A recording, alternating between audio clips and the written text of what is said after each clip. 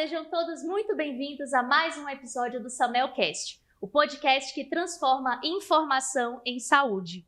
Hoje vamos tratar de um tema super importante. Aproveitando que estamos em outubro, o Outubro Rosa, uma campanha para conscientizar a população sobre a prevenção e o diagnóstico precoce do câncer de mama. Temos aqui 3 pessoas super especiais que vão dar-nos muitas informações que podem salvar vidas, então fiquem atentos. Temos a doutora Carissa Lopes, a doutora Adriana Lima e a Heidi Sá. Eu queria que vocês se apresentassem um pouquinho, para que o público pudesse conhecê-las melhor. Primeiramente, obrigada pelo convite. É muito importante a gente, em outubro, fazer campanhas mesmo nesse sentido, de conscientizar, e o podcast aqui da Samel é uma excelente oportunidade para isso. Eu sou Carissa Lopes, médica, ginecologista e mastologista, recém-chegada de São Paulo, tem mais ou menos uns 11 meses que eu retornei a Manaus, e hoje o foco dos meus atendimentos são ginecologia e mastologia, visando principalmente prevenção, diagnóstico precoce, então trabalho com biópsias mamárias e cirurgias de mama também. Olá, eu sou a doutora Adriana Lima. Eu queria agradecer primeiramente a oportunidade de estar aqui e levar esse mês de Outubro Rosa como a conscientização da saúde da mulher, que eu acho que isso é importante. Eu sou médica, mastologista daqui da Samel e também da Fundação SECOM e sou médica militar da Força Aérea Brasileira. E estou aqui para conscientizar a vocês sobre a importância de Outubro Rosa e do câncer de mama. Bom dia a todas. Eu sou Raimunda Batista de Sá, conhecida como Heidi Sá. Sou paciente oncológica e para mim é uma alegria estar aqui participando deste momento. Esse convite já deixo aqui o meu agradecimento a todas. Sou paciente há 6 anos, doutora Adriana, que esteve comigo desde esse primeiro momento, nesta caminhada aqui para falar para as pessoas o quanto é importante realmente descobrir, mas dar continuidade no tratamento, Então, assim, é uma alegria muito grande poder falar para muitas pessoas que têm medo, quando descobre algo, de dar continuidade ao tratamento, Então, a gente precisa falar muito mais ainda desse trabalho no Outubro Rosa. Não só em outubro, mas durante todo o ano. Isso mesmo. Perfeito. Uma coisa que eu queria começar a falar é o seguinte: existem alguns fatores que nós não temos ainda, a medicina está caminhando, mas ainda nós não conseguimos modificar, que é a parte genética. Porém, existem alguns fatores relacionados ao estilo de vida que nós conseguimos modificar. E isso pode prevenir com que a pessoa, pelo menos diminuir a chance de ter um câncer de mama. Então, eu queria que a gente conversasse sobre alguns hábitos que as pessoas podem fazer para ajudar, a diminuir a chance de ter um câncer de mama. Antigamente, acreditava-se muito na questão genética, As pessoas associam muito o câncer de mama a uma condição genética, mas a gente sabe hoje, são dados de estudos, vários estudos feitos, que apenas 10% dos casos de câncer de mama são associadas a alterações genéticas hereditárias. 90% dos casos são casos aleatórios, E quando a gente fala de fatores de risco, realmente isso para a mama é muito importante, porque os principais fatores de risco, eles têm relação com o estilo de vida da paciente. O número 1, obesidade. Obesidade, sedentarismo e tabagismo. Acho que seria, Adriana, o top 3 de fatores de risco. Top 3, e assim, hoje a gente fala de saúde, a gente não pode esquecer da alimentação, da atividade física, que isso é a chave hoje, não é só para o câncer de mama, é para o risco de AVC, risco de infarto, risco de outras doenças que estão relacionadas à obesidade e ao sedentarismo, Então, eu acho que isso aí é o que a gente tem que pegar muito no pé das nossas pacientes, nossos familiares, nossos amigos, para que tenham atividade, que isso vire rotina, que isso não seja uma obrigação. Outro fator também é já discutir da bebida alcoólica, que também é um fator de risco, importante também como outras doenças. Então, assim, quando a gente fala fatores de risco para câncer de mama, a gente fala para outras doenças, não é só isso. E aí às vezes os pacientes me perguntam, mas doutora, se eu fizer, por que eu tive câncer? Eu fiz alguma coisa errada? O que eu fiz ou deixei de fazer? Infelizmente, eu não tenho essa resposta. O que a gente tem são fatores que podem minimizar, né, as doenças, e uma delas é o câncer, mas dizer categoricamente, olha, você fez isso ou deixou de fazer aquilo e eu vou ter um câncer e um câncer de mama, infelizmente não há estudos ainda. Espero que a medicina avance para a gente conseguir essa resposta e mais exata, né? E assim, o principal fator de risco é ser mulher, né? Ser mulher. Tem um estudo do American Cancer Society 2019 que eles falam, né, que a chance é uma entre 8 mulheres terão câncer de mama ao longo da vida, né? Então, é uma doença muito prevalente nas mulheres. E aí, assim, o que a gente vê é que o câncer hoje, por que a gente diz, tem tanto mais câncer do que na época das nossas avós, nossas bisavós?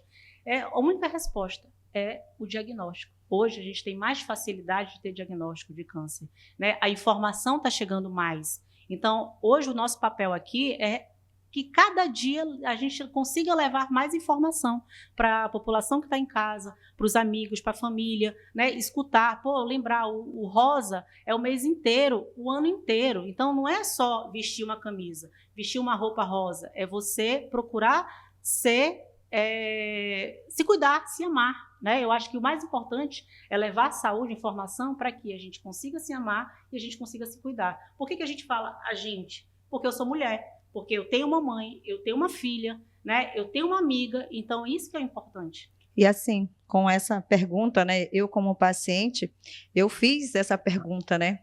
Quando fui diagnosticada, mas como assim? Porque não fumo, não bebo, né? Então não tenho histórico na minha família, desde de mamar aos meus filhos. Então assim, são umas coisas que a gente, muitas vezes, somos ignorantes ainda em saber dessas informações. A gente acha que é exatamente porque eu não dei de mamar para um filho, ou é porque, né, eu não deixei de me alimentar de alguma coisa. Eu nunca fui de comer muita besteira, porque eu não sou chegada a massas de pizza, essas coisas assim, eu não sou, né? Então, diz, alimentação, isso. Não bebia. Nunca fui de beber, né? Então, assim, a gente já começa assim, por que eu? Né? Por que fui eu escolhida, né? Mas, assim, diante de tudo isso, a gente percebe que a atividade física realmente, ela faz a diferença, né? Não. O doutor Fábio diz para mim, você não precisa amar a academia, você só vai lá na academia e faz o que é preciso. Só vai e faz, né? O que precisa ser feito, né? Perfeito. E a gente está falando de alimentação, uma das coisas que é descrita é a vitamina C. A vitamina C é dos alimentos. Você não precisa suplementar uma vitamina C. Com uma boa alimentação e que tenham elementos de vitamina C já ajudam. A vitamina C reduz em até 25%, de acordo com alguns estudos, no risco da pessoa ter um câncer. E aí, quando a gente fala em vitamina C, a pessoa já automaticamente pensa o quê? Laranja. Comendo muita laranja. A laranja, sim, tem uma fonte de vitamina C boa, mas a gente tem muitas frutas, e aqui na nossa região temos muitas frutas que têm uma quantidade de vitamina C muito maior. A cada 100 gramas de laranja, ela tem uma média de umas 50 miligramas do composto da vitamina C. Quando a gente pega a acerola, por exemplo, a gente sobe para 1.600. Olha o quanto mais.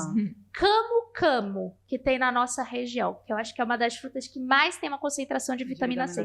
Isso vai para 2.800 miligramas. Então, às vezes, a pessoa consegue, com uma boa alimentação, conseguir isso que a gente está falando aqui de prevenir. Isso mesmo. Né? E pegando até uma deixa aqui tua, Rai, que eu queria perguntar também, porque isso muita gente pensa. E eu queria que vocês colocassem aqui, se é mito, se não é mito. Algumas situações, por exemplo, estresse, tem relação, não tem relação com o desenvolvimento de câncer? Café, sutiã com aro, o que vocês lembrarem? Desodorante, o que vocês lembrarem? Vamos falar um pouquinho disso, que as pessoas às vezes ficam presas nisso, de que talvez tenha sido uma coisa que elas tenham feito. Na verdade, assim, o que a gente pode falar? Quando a paciente recebe um diagnóstico, ela começa a procurar um culpado, né? Motivo, O que eu fiz? Por que eu? Né? Mas não tem ninguém na minha família, não tem ninguém na minha casa, eu fiz tudo certo, eu comi certo, eu fazia atividade física.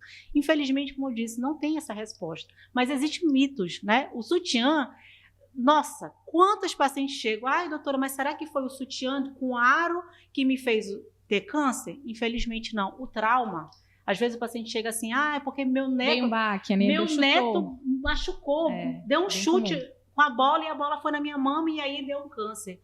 Eu peguei uma paciente essa semana que falou isso, que ela traumatizada com o neto, porque o neto brincando com bola com ela, e ela disse que não queria mais brincar com o neto. Eu digo, e aí, para eu desmitificar isso aí, tirar isso da cabeça da paciente, que não tem relação, às vezes é muito difícil. E isso é importante, né? A gente falar que é mito.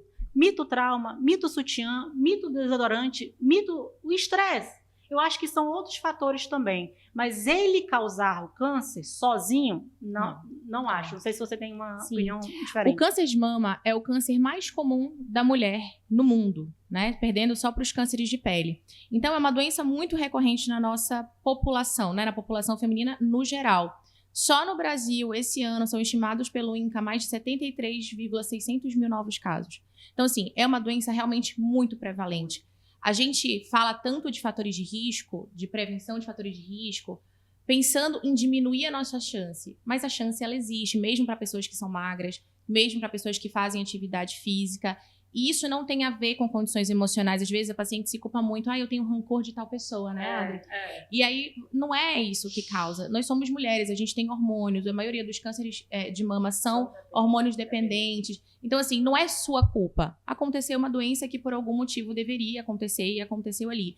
Então, além dos fatores de risco, a gente fala muito de diagnóstico precoce justamente por esse motivo. Porque as pacientes que não têm tantos fatores de risco assim, como é o caso da Rai, né, não tinha fatores de risco muito exuberantes nenhum, além do fato de ser mulher. Então, a gente fala muito também do rastreamento, né? Então, fazer as mamografias a partir dos 40 anos, anualmente, para aquelas pacientes que a gente identifica um risco maior, a gente desce um pouco esses exames mais para cedo, justamente para aquelas pacientes que não têm fatores de risco, a gente conseguir diagnosticar de maneira precoce. E tem um detalhe ainda, né? Que muitas vezes a gente ouve as pessoas falarem, porque tem um seio grande, né? No meu caso, meu seio pequeno. Então, assim, eu fiquei assim, foi contra tudo, né? Tentar entender realmente, né? Porque eu não entrava em nenhum desses fatores, mas é exatamente isso, né? Aí tem anticoncepcional, né? As pessoas falam, porque tomou muito anticoncepcional, também pode ser. Não sei. Esse é um fator de risco. Hoje já tem estudo, né, comprovando que o uso de hormônio por mais de 10 anos é um fator de risco. Então, aumenta o risco para câncer de mama. Só que tem paciente que nunca usou e tem câncer. Então, assim, a gente não pode pegar só um fator. A gente tem que pegar uma histórica. E tem pacientes que não têm fator nenhum e tem um câncer. A Rai foi uma. Ela, 39 anos, uma pessoa magra, amamentou, teve 2 filhos e... Sem histórico familiar, né? Histórico familiar, uma alimentação regular, saudável. Por quê? Aí vem Deus. Eu sou cristã, então o que eu acho? Existem processos na nossa vida que a gente tem que passar. E aí, mas esses processos a gente tem que saber lutar e enfrentar. E como? Primeiro, é se amando, é se tocando. Quando a gente fala do autoexame, a gente fala porque o autoexame vai detectar o câncer? Infelizmente, ele sozinho não. O autoexame serve para quê? Para a mulher se conhecer, se palpar, conhecer, poxa, a minha mama é dessa forma, aqui tem uma manchinha, essa manchinha estava mês passado lá? Será que essa bolinha ali, o bico entrou, está saindo uma secreção, isso aqui existia mês passado? O autoexame ele serve para isso, para a gente conhecer. Mas aí é indispensável o exame clínico do médico, especialista, e a mamografia, como ela já falou, a partir dos 40 anos, que é muito importante. Doutora, mas eu tenho menos de 40 anos. Aí entra ultrassom, aí entra outros exames complementares, né? Que aí ajuda a gente a diagnosticar. E por que a gente fala tanto do exame, do autoexame e do exame precoce, do diagnóstico precoce? Porque isso vai impactar na sobrevida da paciente. Ela foi diagnosticada precocemente. Então, ela tem 6 anos, 6 anos, né, Rai? Sim. Que a gente tratou. E aí, ela está aí contando história. Eu sempre falo, e eu acho que você vai lembrar, que eu contei da história da minha avó. Eu não tenho história familiar, a não ser da minha avó. Na verdade, assim, recapitulando, vamos voltar. Eu falo muito da minha avó, porque minha avó teve câncer de mama, e mãe da minha mãe. E ela teve câncer há mais de... Eu não era nem nascida. Eu acho que uns 45 anos atrás. Então, tu imagina se hoje já é difícil. Tu imagina naquela época, Carissa, que a gente não tinha. Aqui hoje nós somos poucos mastologistas, imagina há 45 anos atrás. Minha avó conseguiu ser operada aqui em Manaus, mas não tinha um restante de tratamento. Então, ela teve que ir para São Paulo para procurar o resto do tratamento, complementar. E ela morreu 30 anos depois do diagnóstico do câncer do coração. Então, assim, mas por que será? Por que ela conseguiu ser curada, tratada, curada, com toda a dificuldade daquela época, e outros pacientes, às vezes, estão do nosso lado, que não conseguiram, não tiveram essa chance de ser tratada e curada? Aí vem o diagnóstico precoce, que é o importante. Porque quanto menor a lesão, mais cedo a gente diagnosticar, maior a chance dela ser tratada e ser curada. Então, o tempo, ele é vida, o tempo, ele é cura. Então, é isso que, assim, vocês têm que levar em si. Tem que se amar, tem que se cuidar e, se for diagnosticada, correr para ser tratada e ser curada. Isso aí. E é interessante você falou do autoexame, né? Porque o autoexame, eu sou ginecologista também, ainda faço ginecologia. Então, eu bato muito nessa tecla com os pacientes, né? Do autoconhecimento. O autoexame tem esse mito ainda, que há um tempo atrás ele era considerado como uma forma de rastreamento, mas isso caiu já faz muito tempo. E muitas pacientes ficaram com isso na cabeça. Eu tô me examinando, não tô sentindo nada, não tem nada, não vou fazer exame. Desde a pandemia, eu tenho paciente que nunca mais voltou para fazer, né? Os exames, a rotina ginecológica, a rotina de mastologia. Então, o autoexame ele não é suficiente. Geralmente, você percebe a lesão quando ela já está maior. E ela está maior, não é mais um diagnóstico inicial. Então, realmente, o autoexame ele é excelente como forma de autoconhecimento. Se você sabe o que é normal, você vai conseguir identificar se algo tiver anormal, né? Então... E outra coisa, assim, que a gente percebe, nós mulheres, assim, às vezes o medo, né? O medo do diagnóstico, o medo de descobrir alguma coisa, às vezes faz a gente deixar para lá e retardar nossa rotina, né? E o que eu fiz? Eu, Adriana, como mulher, uma certa vez, eu atendendo o paciente, lá no meu início, logo que eu saí da minha residência, e aí a paciente, doutora, fazia 2 anos que eu não faço meu exame de rotina. Isso não é a mamografia, não é o preventivo, a mamografia, exames laboratoriais, exames cardíacos, né? Então, é a rotina da mulher. E aí eu disse, mas você se palpa, você se conhece, mas por que você não faz isso? Doutora, é porque eu tenho tantos filhos, eu tenho um trabalho, e a gente vai deixando e vai cuidando do filho e vai se esquecendo. E aí aquilo ali naquele momento me marcou, porque eu me vi naquela paciente. Sim. Que eu disse, meu Deus, eu ginecologista, mastologista mulher, com história familiar da minha avó positiva, e eu fazia uns 3 meses que eu não me palpava. Eu não palpava a minha mama. Então, assim, para vocês, eu conto essa história porque, a partir daquele momento, foi uma virada de chave para mim.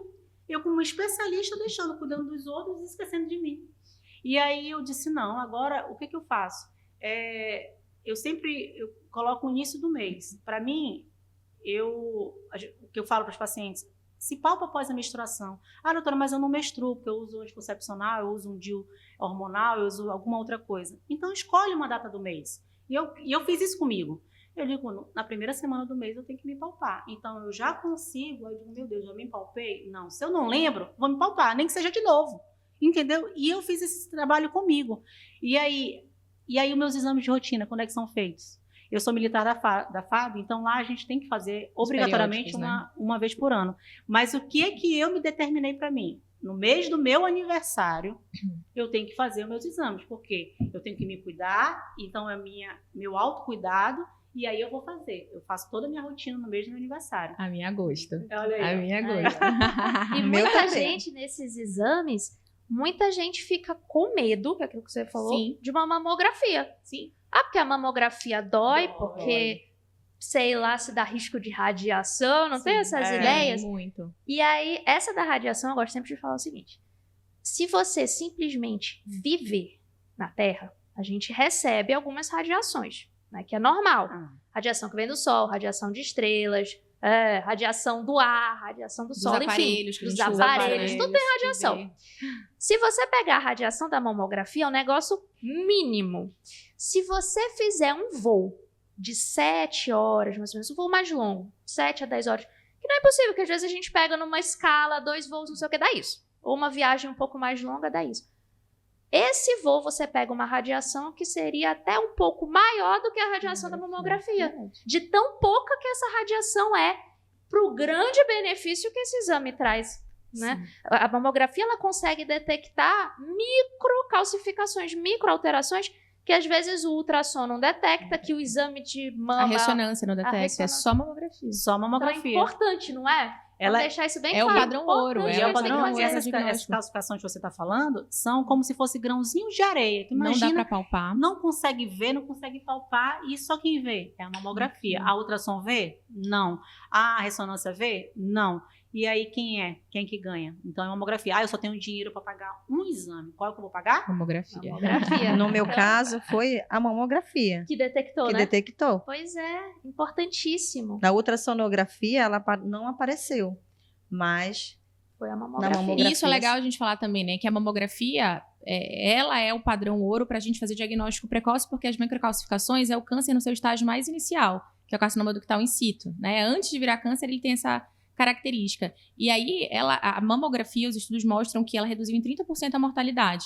A ultrassonografia e a ressonância são exames complementares. Então, a gente pede se for necessário. Às vezes, paciente jovem, com a mama mais densa, alguma dúvida que a gente tenha tido na mamografia, a gente faz os exames complementares, sim. Mas a mamografia, ela é insubstituível. Ela é insubstituível. E é um exame que, assim, dói, depende do limiar de dor.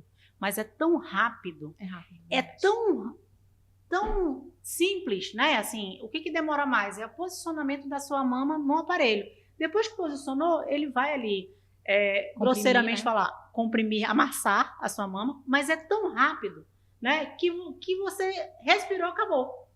Entendeu? Então é isso que a gente tem que falar. Poxa, a importância. Ah, doutora, eu moro lá no interior, lá em. Vamos botar no interior aí. Boca do Acre. Boca do Acre, olha aí. Boca do Acre, pronto, que é. Eu tenho família lá. Ah, meu Deus. Mas lá nós não temos mamografia. Não tem mamografia. Não temos mamografia, tu acredita?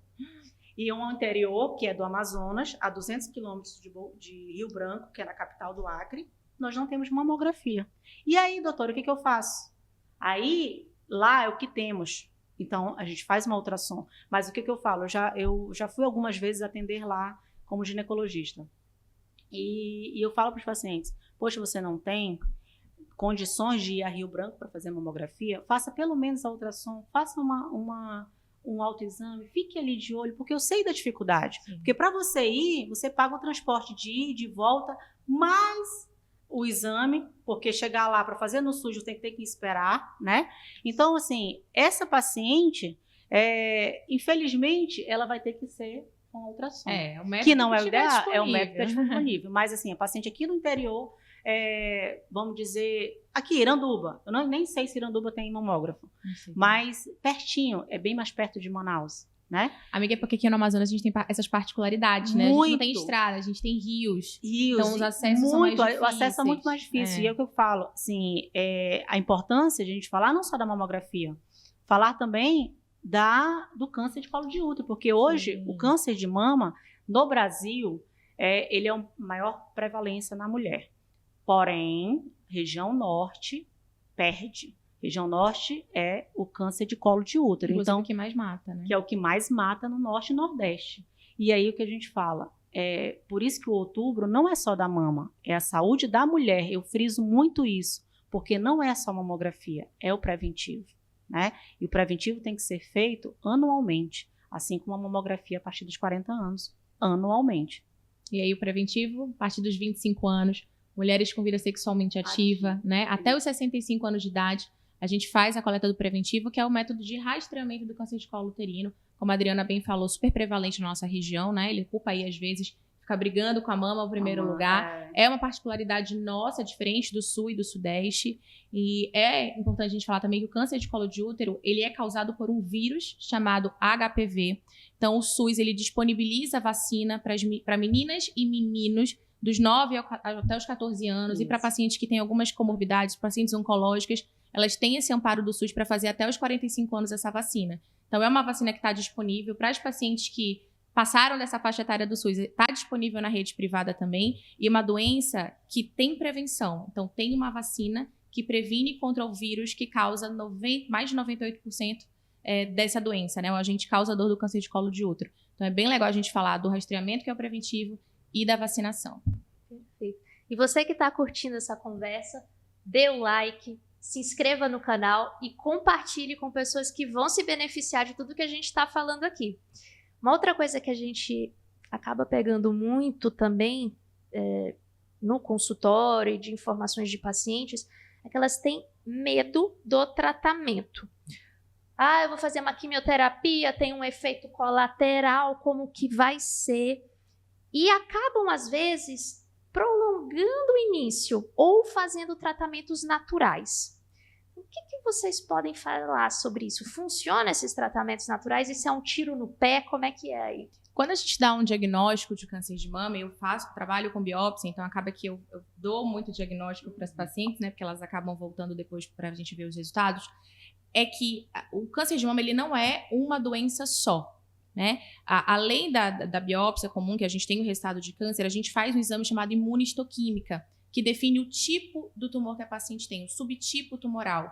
Como se fosse um sobrenome. Como se fosse um sobrenome. Eu falo assim, excelente essa comparação. O câncer é o nome, né? O câncer de mama, ele é o nome dele. E o sobrenome? Ele é um receptor hormonal positivo? Isso aí são muito uns termos técnicos que a gente usa. Mas são os subtipos desse câncer que vai definir o tratamento dessa paciente. Exatamente. Então, às vezes elas falam assim, minha vizinha não tratou dessa forma, tratou daquela forma. Por que eu estou tratando diferente? Porque os subtipos existem. Cada subtipo tem um tratamento específico. Às vezes, subtipos iguais, né, de câncer de mama, tem tratamentos diferentes pelo tamanho, pela característica da paciente, pelas comorbidades que ela apresenta, a idade. Então, por exemplo, nem todo mundo vai fazer quimioterapia, nem todo mundo vai fazer radioterapia. Cirurgia, sim, a grande maioria dos pacientes passa pela etapa de cirurgia, mas tratamentos naturais, não. Esses não têm validação, eles podem servir como um ajudante ali no tratamento, mas os tratamentos padrões, eles são prescritos pelos médicos, né? Então, a cirurgia, a quimioterapia, se for pertinente para o caso da paciente, a radioterapia, se for pertinente para o caso da paciente. Algumas pacientes também se beneficiam do bloqueador hormonal, né? Da endocrinoterapia, e é isso a gente vai individualizar caso a caso. Então, tratamentos naturais, com suplementação, são muito bem-vindos quando aliados ao nosso tratamento, mas não substituindo os tratamentos preconizados, né? E aí eu entro em alerta em relação que o tratamento hoje da mulher do câncer de mama, ele é individualizado. Então, eu não posso comparar a minha história com a da vizinha, porque a gente depende do tamanho da mama, do tamanho do tumor, do tipo e subtipo do tumor, se tem lesões à distância, que a gente fala que é a metástase, ou se tem doença só localmente. Então, tudo isso influencia no tratamento e na sobrevida. Axila, né, amiga? Esqueci de falar da axila positiva. Então, o autoexame, também é na axila, não é só na mama, né? Porque existem doenças que começam lá na axila, que a paciente vai conseguir ver lá na axila e aí vai procurar ajuda. Uma das coisas que eu lembro bem que ficou marcado para mim foi uma fala da doutora Adriana quando ela me deu o diagnóstico, né? Eu estava sozinha na sala porque já que eu não tinha aqueles fatores todinho, eu estava tranquila que eu não tinha nada, né? Então eu fui sozinha. Meu esposo sempre foi muito presente comigo.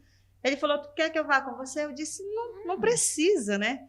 Então, quando eu cheguei lá, que ela disse para mim, você fez, né, o parecer médico, que ela me pediu para mim fazer um outro exame, né? E fez a biópsia assim, entreguei. Quando ela olhou para mim, ela falou, tenho duas coisas para te falar, uma positiva e outra negativa. Qual que você quer primeiro? Tanto faz, né?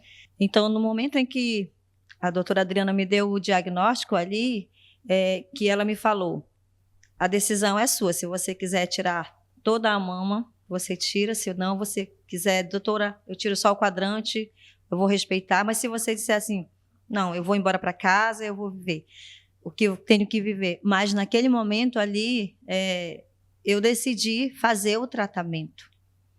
Foi muito difícil. Você saber que vai tirar a mama, que você vai passar por um tratamento de praticamente 1 ano, né? Porque eu fiz 4 sessões da quimio vermelha, com um intervalo de 21 em 21 dias, e fiz 25 sessões de rádio, né? Então, assim, para nós, mulher, olhar para você e você ver que está faltando uma parte do seu corpo, né, no qual a gente veste uma roupa e se destaca em muitas partes, né, do nosso vestido, alguma coisa parecida, e sendo casada, né? Eu tinha casado recentemente. Eu tenho 5 filhos. E os 2 menores, né, o menor estava com 5 anos. Eu tinha casado recente, eu casei em julho, e eu descobri no final do ano. É, assim, muito difícil, né? O meu esposo, a doutora Adriana lembra, ele sempre me acompanhou. Parceirão. Então, ele sempre esteve presente, mas, porém, eu tive amigas que, ao descobrirem que estava com o câncer, o companheiro, né, que não é companheiro, abandonou. Então, foi muito difícil. E nesse tratamento que eu fiz ali, todinho, eu pude conhecer outras mulheres, outras pessoas que passavam pelas dificuldades, né? Então, eu estou com a camisa aqui, ó, Cura Terapia. É um grupo de mulheres que a gente se juntou, fez muito barulho, né? Mas nós conseguimos uma dar forças para a outra. Nós saíamos, nós continuamos saindo ainda de vez em quando para tomar um cafezinho da tarde, mas aquele momento foi um momento assim para nós de nos juntarmos para lutarmos juntos. E a alegria de chegarmos toda careca, né, despeitada, mas nós chegávamos na maquiagem, no brinco, no salto, para fazer o tratamento. Outras pessoas que estavam chegando ainda poderiam dizer assim, poxa, e se elas conseguiram, eu também consigo. Exatamente. Né? Então, isso fez muita diferença para muitas mulheres que achavam que o câncer acabou, né? Na minha vida acabou, mas não é isso. Porque quando a gente descobre que tem um caminho por onde eu posso dar continuidade na minha vida, que não é somente o peito, o cabelo que vai fazer eu viver, mas sim eu estar com a minha família naquele momento. Então, a gente vai tendo vários fatores que nos mostram que é só um detalhe na nossa vida, né? E, Rai, eu queria lembrar, que você estava me contando, sobre o que teus filhos falaram, que eu achei assim, que eu me emocionei, e que ela contando. Deixa ela contar, que eu acho melhor. Então, né? Quando eu fiz a cirurgia primeiro, depois comecei a fazer a quimio. E na segunda sessão, os cabelos já começam a cair. E os meus cabelos eram belíssimos, né? Ele continua sendo, né? Mas aí eu me orgulhava demais de ter o cabelo de Índia, né? Nós aqui somos essa forma de charmos Índia, né? Mas assim, eu fui cortando aos poucos para me desapegar justamente por conta do tratamento. E quando começou a cair o cabelo mesmo, eu tive que enfrentar esse meu medo. Era o meu medo, era enfrentar, ficar careca. E depois que meu esposo saiu para o trabalho, as crianças foram para a escola, eu fui até o espelho, peguei a escova de cabelo, estava um pouco menor do que esse aqui, e eu passei assim, chorando bastante, liguei o chuveiro e tirava, né, com a escova e com a mão, todo o restante de cabelo que tinha. E quando eu olhei no espelho, eu falei, Raimunda, tu não tá bonita, não, mas é o que nós temos para hoje. Era o meu medo, mas eu tive que enfrentar o meu medo, porque eu precisava viver. E quando meus filhos chegaram da escola, os 2 menores, eu estava quietinha, deitada ali, eu tinha chorado bastante, né? Então, o Mateus, olhou para mim e falou, mãe, você raspou a cabeça, que lhe dava para ver aqui, estava com um chapéuzinho, né? Aí eu disse, sim, filho, estava caindo muito. Eu posso ver? E eu vi assim o impacto dele, mas ao mesmo tempo ele olhou para mim e disse, mãe, para mim você continua linda. Ai, meu Deus. Né? E o outro menor falou assim, eu posso dar um beijo na sua careca? Ele não falava careca ainda, né? E assim, para mim foi um amor verdadeiro, que não importava se eu estava com cabelo, sem cabelo, mas que eu continuava tendo um amor de pessoas que realmente me amavam de verdade. A minha força naquele momento de viver foi assim muito grande. E eu digo para vocês assim que não foi fácil. Essas sensações de de frio, de calor, vou desmaiar. Depois que eu fazia, eu ficava 5 dias. De sensação de vou morrer, né? 5 dias. Eu acho que é isso que os pacientes falam, né? O celular podia estar em cima da cama. Não tinha força. Era minha mãe ligando. Eu não tinha forças. Eu não tinha coragem de pegar o telefone. É uma sensação que não tem explicação. Só quem vive mesmo é que consegue entender. É por isso que o nosso grupo a gente conseguia, né? Depois desses dias que a gente fazia aqui, a gente começava a ligar, como é que você tá, como é que eu tô. Compartilhar as experiências entre si para se fortalecer nessa união de mulheres. Então, né? assim, sabe, eu agradeço muito a Deus pelo dom da vida, por passar por todas essas dificuldades, mas também ter pessoas assim como a doutora Adriana. Eu não tive assim, a alegria de conhecê-la, mas agora, né? Doutor William Fusita, que na época foi meu oncologista, né? Então, ele falou para mim, ou você faz o tratamento comigo, ou então você vai fazer sem chá, sem isso, sem aquilo, né? É o que você falava, essas medicinas alternativas. E naquele momento eu falei, não, eu vou fazer o tratamento aqui, né? E graças a Deus estou aí já 6 anos, né? O cabelo cresceu, depois de 4 anos ele estava belíssimo. Resolvi cortar novamente. Porque assim, acaba que é muito quente para a nossa realidade, né? Sim. Então, gostei do cabelo curto e agora se identificou. Aderiu, me identifiquei. Né? Mas é isso mesmo. Mas eu acho importante o seu relato, porque é isso que traz força, né? É dizer que existe vida após o câncer, né? E é o muita que a gente vida, fala, né, amiga? Muita vida. A família dela, o esposo dela me marcou também, porque ele virou, no dia que eu dei o diagnóstico, que ela voltou com ele e falou que ia perder a mama, ele disse, vamos lá, eu tô contigo. Foi a palavra dele, eu tô com você. Eu não vou te deixar. A rede de apoio, ela faz muita diferença. Muita diferença. E assim, eu tenho certeza, ela com 39 anos, que foi a força de vida dela naquele momento. Porque tava o filho menorzinho correndo no consultório e o esposo dizendo, tô contigo. E é uma fase muito difícil, mas temos que passar. E você foi uma guerreira, você passou, assim como muita gente por aí que tá nesse processo, né? Tem que encontrar força, que nem você. Às vezes na família, em amigos, né? Pessoas que possam lhe ajudar nesse processo para passar e... Eu sempre falo. Ela fez um grupo de amigas, né? Então, às vezes a pessoa não tem familiar, mas tem um grupo de amigas, sim, né? Que dá força da mesma forma, isso é muito legal. Muito legal. E assim, esse apoio eu acho que é muito importante. Como eu sou médica do SECOM também, lá eu só vejo câncer, né? Não chega a doenças benignas no SECOM.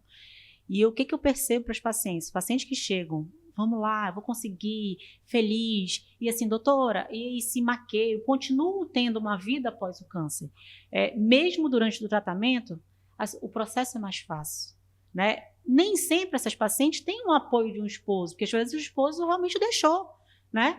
Mas às vezes dos amigos, dos próprios pacientes, né? E aí a cabeça vai muito, o que eu falo, paciente, o tratamento não depende só de nós médicos, nós na área da saúde como um todo, depende do querer da paciente, da vontade de viver, sim, do apoio, né, dos amigos, família e de Deus.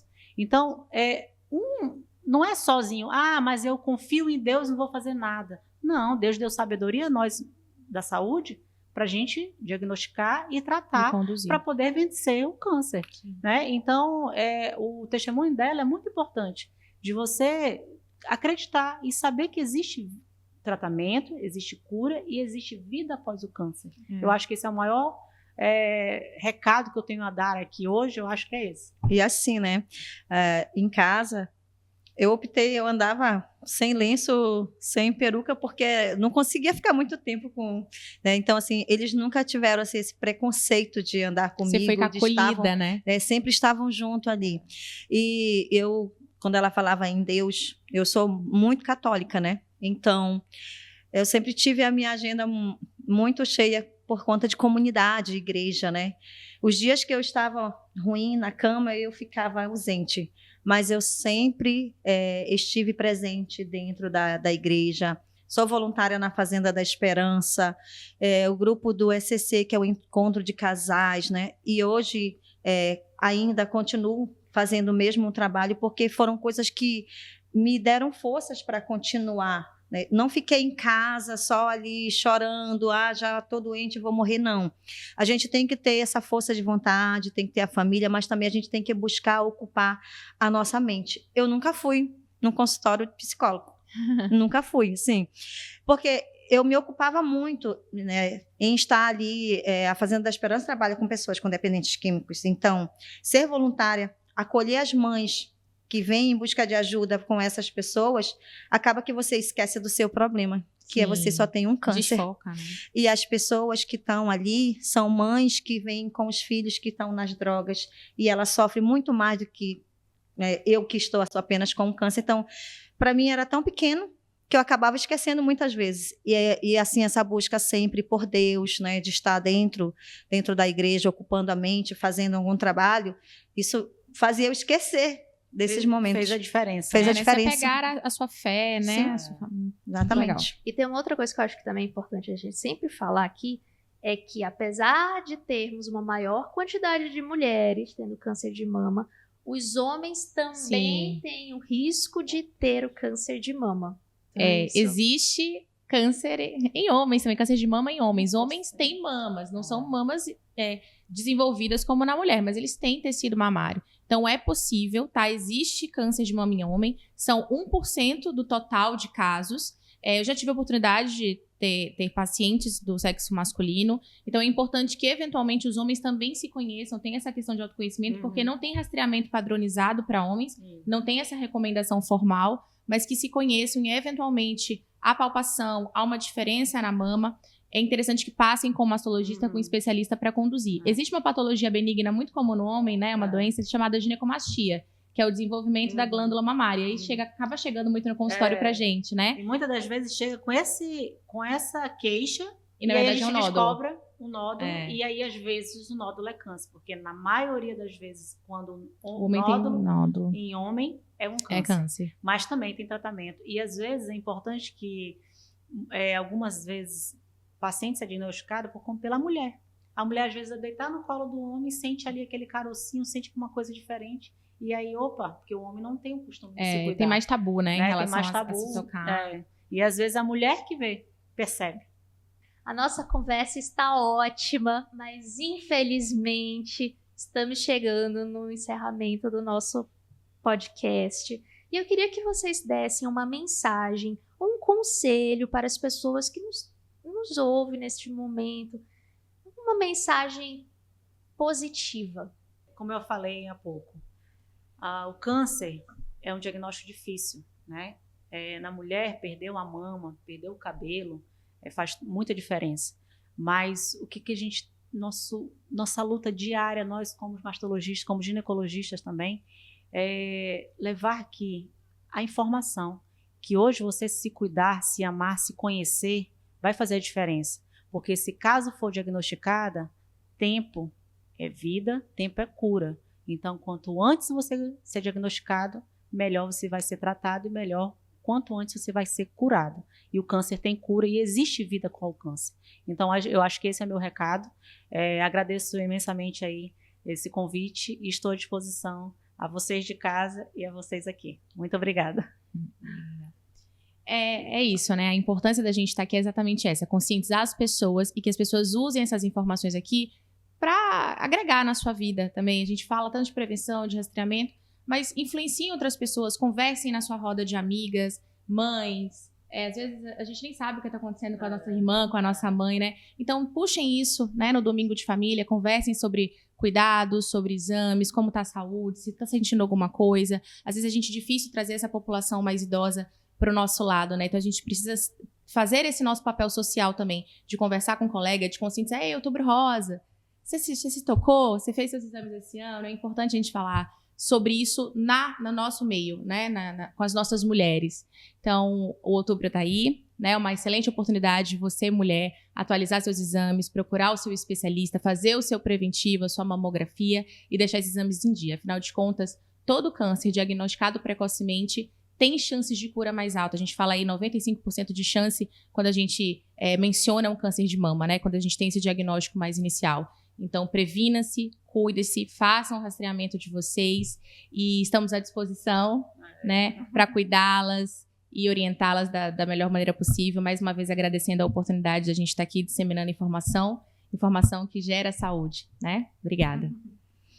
E, assim, agradecer, né, por esse convite. Doutora Adriana, que falou, né, de mim aí para chamar. Assim, como paciente, eu digo a você que está assistindo que não deixe de fazer seus exames, não deixe de procurar um mastologista para ver se realmente o que você está sentindo, que muitas das vezes é só aquele temor, às vezes não é nada, mas assim já fica com aquele impacto de não vou, que eu não quero saber o que é, né?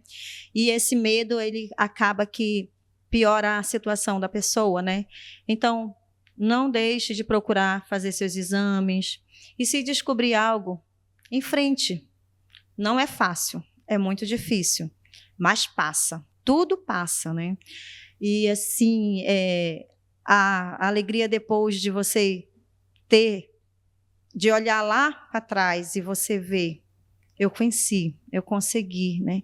Então, foi através de um momento em que você tomou uma decisão, né? Tem que saber tomar essa decisão. Ao fazer o exame, é uma decisão. Ao você fazer o tratamento por completo, não abandonar o tratamento jamais, isso também é uma decisão muito importante para a nossa vida. Porque muitas vezes a pessoa começa a fazer o tratamento, mas eu já não estou mais sentindo nada, eu não estou bem e desiste, né? Ou então demora para voltar a fazer os exames. Isso aí é algo que a gente percebe que tem pessoas que ainda pensam dessa forma, né? Já está tudo bem. Então, não deixe de fazer, dê continuidade ao tratamento e muito obrigada a vocês por existirem, profissionais assim que nem vocês, que olham para nós, pacientes, com um olhar diferenciado. Isso é o que também faz para nós a diferença. Chegarmos a um consultório e encontrar pessoas como vocês, que se preocupam com o outro, porque tem muitas vezes que nem olha direito para o paciente. E como isso faz a diferença na nossa vida, encontrar pessoas como vocês que realmente lembram do nome, lembram do detalhe. Isso é realmente para nós muito importante. Você também, querida, muito obrigada. Obrigada mesmo. Eu que agradeço vocês por terem vindo, passar tanto conhecimento, informação, experiência de vida, que eu acho que isso é importante. Você que nos acompanha, se você tiver alguém que possa se beneficiar dessa conversa, encaminhe esse episódio, porque isso pode salvar vidas, isso é importantíssimo. Não esqueça de nos seguir nas redes sociais, nós temos TikTok, Instagram, lá vamos ter inclusive cortes desta conversa para você ver depois, e no YouTube e no Spotify nós temos o episódio inteiro, na íntegra, para você acompanhar todinho, toda a nossa conversa aqui. Porque muitas vezes a gente tem que rever, escutar de novo, para lembrar de detalhes que às vezes passam desapercebidos, né? E eu queria fazer um outro pedido para você. Se você tiver alguma sugestão de tema para o próximo episódio, escreva nos comentários ou nos mande um direct. Quem sabe o seu tema não é o próximo episódio. Te espero no próximo SamuelCast. Um grande abraço e até o próximo episódio.